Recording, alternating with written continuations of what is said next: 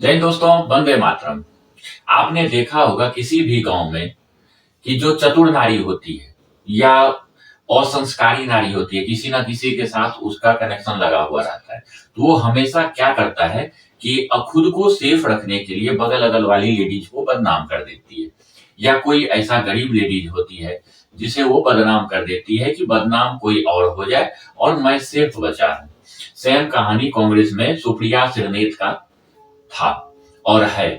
क्योंकि आप लोग तो सुप्रिया श्रीनेत को बहुत अच्छी तरह जानते होंगे, क्योंकि अगर आपको राजनीति से थोड़ा सा भी लगाव होगा तो सुप्रिया श्रीनेत को आप भूल नहीं सकते हैं। वही सुप्रिया श्रीनेत जो इसको की नाम दिया गया है गाली बाई बाई।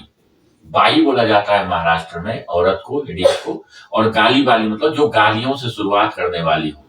आपने डिबेट में देखा होगा, बहुत सारी डिबेट में वो आती थी कांग्रेस की तरफ से, जिसमें कि अगर उनके अगेंस्ट में सुधांशु चतुर्वेदी जी या संबित पात्रा जी अगर होते थे तो ये जीत नहीं पाती थी और खिसिया के माइक कोई फेंक के भाग जाती थी। लेकिन इसके अलावा कोई और अगर आ जाता था तो इनकी वर्चस्व बढ़ जाता था और ये जो चाहती थी वही करती थी और अगले को बोलने भी नहीं देती थी। और गंदा गाली तो बीच में एक ना एक निकालना इनका धर्म था। लेकिन वहीं ये दोनों अगर सुधांशु चतुर्वेदी और संबित पात्रा इनके सामने आ जाते थे तो इनकी चलती नहीं थी और ये माइक को तोड़ के फेंक के निकल जाते थे। आपने पिछले इलेक्शन में देखा होगा, जो लोकसभा में जैसे ही कांग्रेस को 100 सीट आता है, 99 सीट, तो इसको पता नहीं स्टूडियो में क्या होता है, एकदम खूब खुश होकर और पूरे मीडिया में सबको मुबारक देने लगता है कि जैसे ऐसा हो कि कांग्रेस जीत गया हो और पूरे के पूरे देश में अब कांग्रेस की सरकार बनने वाली हो। प्रधानमंत्री राहुल गांधी, राष्ट्रपति कांग्रेस का, अब सुप्रिया श्रीनेत खुद गृह मंत्री बनने वाली हो। ये खुशी इसलिए नहीं था कि उसका 99 सीट आ गया, ये खुशी इसके लिए था कि बीजेपी को फुल बहुमत से सरकार नहीं बन रही थी, एनडीए का समर्थन लेना पड़ रहा था।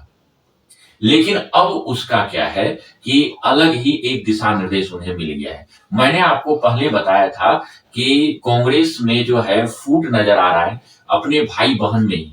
राहुल गांधी और प्रियंका गांधी दोनों में अंदरूनी, जो बाहर से दिख नहीं रहा है लेकिन अंदरूनी फूट नजर आने लगा है, क्योंकि प्रियंका गांधी और उसका पति रॉबर्ट वाड्रा अब कांग्रेस पार्टी को धीरे धीरे अलग मोड़ पे ले जा रही है और खुद का वर्चस्व दिखाना चाहती है। लेकिन राहुल गांधी का खेमे का जो जितना भी नेता है वो इसके विरोध जा रहा है। अब इसके विरोध जा रहा है तो कांग्रेसी नेता प्रियंका गांधी क्या कर रही है, धीरे धीरे जो बड़े बड़े नेता थे उनको साइड करना शुरू कर दिया है। जो प्रियंका गांधी के पीछे आ गई तो वो तो सेफ है, जो नहीं आ पाया उसे धीरे धीरे साइड लाइन दिखाया जा रहा है। तो वहीं पे सुप्रिया श्रीनेत जो थी, मीडिया, कांग्रेस की मीडिया प्रभारी थी, सोशल मीडिया का हेड थी, मतलब इतना बड़ा पद जो है वो राहुल गांधी की चटुकारिता करके उसने ली थी। मतलब उसने चमचागिरी का जो एक पायदान होता है ना, जो अंतिम पड़ाव, उसको भी पार करके पूरे कांग्रेसी नेता को पीछे छोड़ के ये वाला पद उसने ग्रहण की थी। राहुल गांधी के नाम पे जैसे उसको क्या हो जाता था कि शरीर में आग लग जाता था अगर कोई उसके विरोध में बोल दे तो।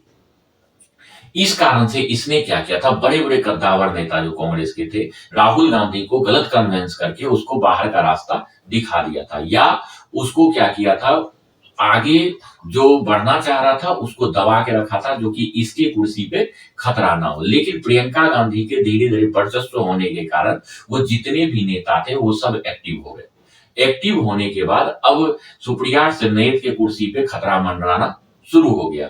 खतरा यही मंडराना शुरू नहीं हो गया, आपने देखा होगा दिल्ली का इतना बड़ा चुनाव हुआ, हरियाणा का चुनाव हुआ, महाराष्ट्र का चुनाव हुआ, लेकिन सुप्रिया श्रीनेत अब दिख नहीं रही है एक्टिव। पहले जितना एक्टिव दिखती थी, डेली किसी ना किसी चैनल पे 2 बार 3 बार 5 बार आते ही रहती थी।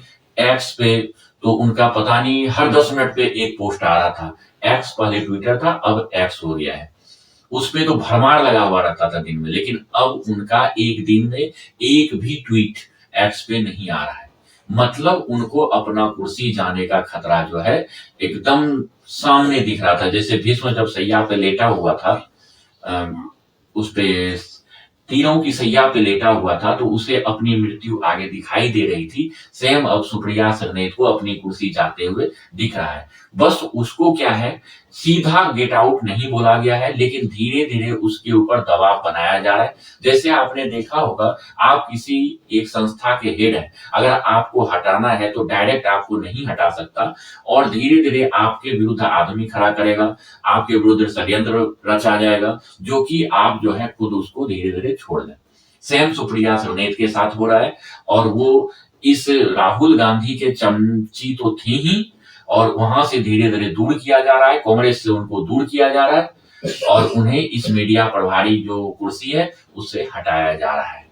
अब हो सकता है आगे कहीं साल, डेढ़ साल के बाद आपको सुनने में आएगा कि सुप्रिया सरनेत को कांग्रेस से गेट आउट बोल दिया गया है और दूसरे किसी पहले तो सुप्रिया सरनेत ये करेगी क्योंकि बीजेपी का किसी तरह दामन थाम ले, लेकिन इसने इतना गालियां दिया है बीजेपी के प्रवक्ताओं को कि उसका जगह थोड़ा सा भी बीजेपी में जाने लायक नहीं बचा हुआ है। तो ये क्या करेगी, दूसरे किसी छोटे पार्टियों में अपना ढूंढेगी और राज्यसभा जाने की कोशिश करेगी। सेफ जगह इसके लिए यही है।